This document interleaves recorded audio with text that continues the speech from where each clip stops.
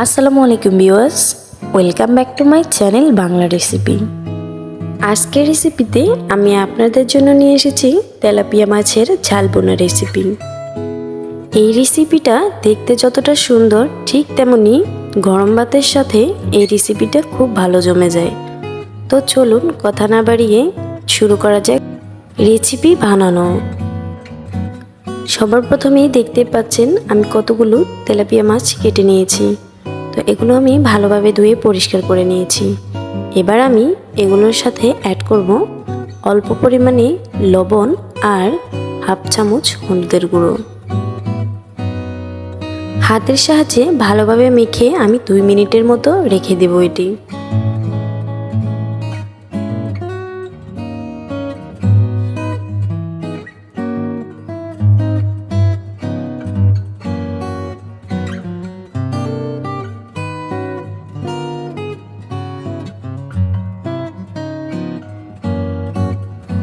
আর আমি চুলায় একটি প্যান বসিয়ে দেব আর সেখানে অল্প পরিমাণে তেল দিয়ে দেব। তেলটা একটু গরম হয়ে আসলে আমি 1 কাপ পরিমাণ পেঁয়াজ কুচি দিয়ে দেব। পেঁয়াজের রঙটা একটু লালচে হয়ে গেলে এর সাথে আমি বাকি মশলা অ্যাড করব। তো এর পাকে বলে যাচ্ছি, যারা যারা আমার চ্যানেলটিকে এখনও সাবস্ক্রাইব করে নাই তারা অবশ্যই আমার চ্যানেলটিকে সাবস্ক্রাইব করে নেবা আর পাশে থাকা বেল আইকনটি বাজিয়ে দিবা নিত্য নতুন ভিডিও আপডেট পাওয়ার জন্য।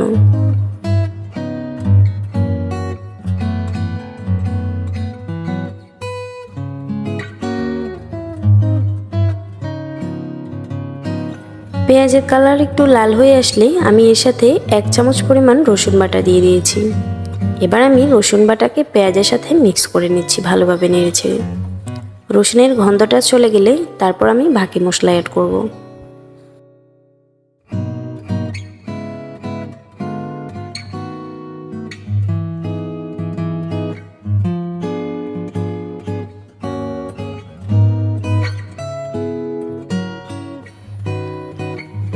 পেঁয়াজ এবং রসুনটা লালচে লালচে হয়ে গেলে এবার আমি এখানে দিয়ে দেব অল্প পরিমাণ অথবা 2 চামচ পরিমাণ ঠান্ডা পানি।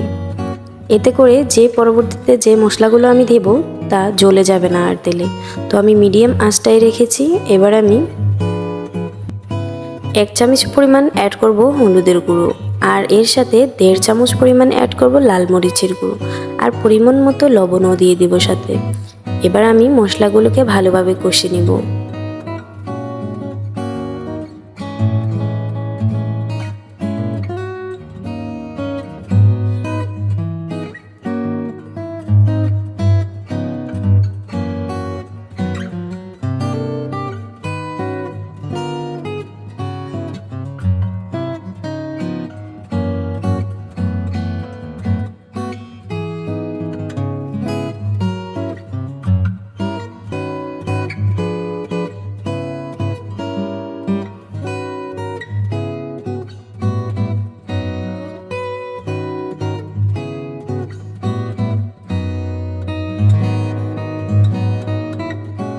মশলাগুলো ভালোভাবে কষানো হয়ে গেছে, দেখতে পাচ্ছেন এর উপরে তেল উঠে গেছে। এবার আমি পরবর্তী স্টেপে মাছগুলো এর সাথে অ্যাড করে দেব।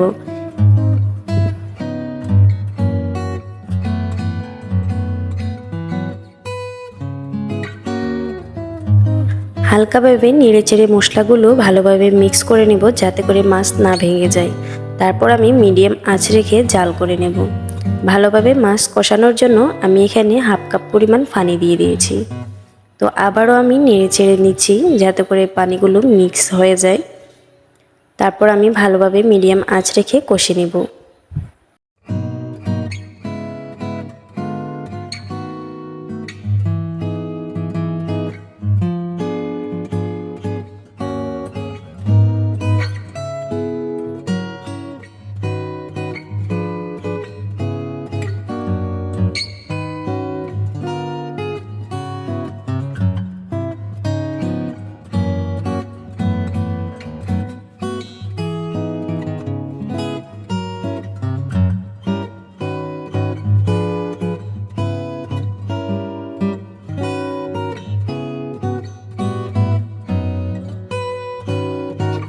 পরবর্তী স্টেপে আমি আবারও পানি দিয়ে দিচ্ছি, তার কারণ উপরে তেল উঠে গেছে, দেখতে পাচ্ছেন।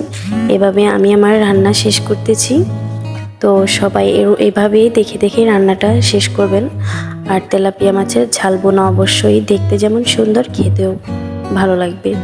তো আমি পরিবেশন করার জন্য একটি প্লেটে নিয়ে নিচ্ছি, সুন্দরভাবে ভেড়ে নিচ্ছি যাতে করে মাছ না ভেঙে যায়। তো অবশ্যই আপনারা জানাবেন আমার ভিডিওটি কেমন হয়েছে।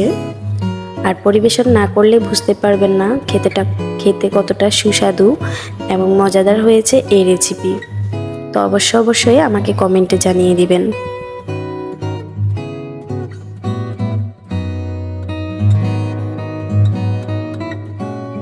আপনার মূল্যবান একটি কমেন্ট আমার পরবর্তী রেসিপিটি বানানোর জন্য উৎসাহ তৈরি করে।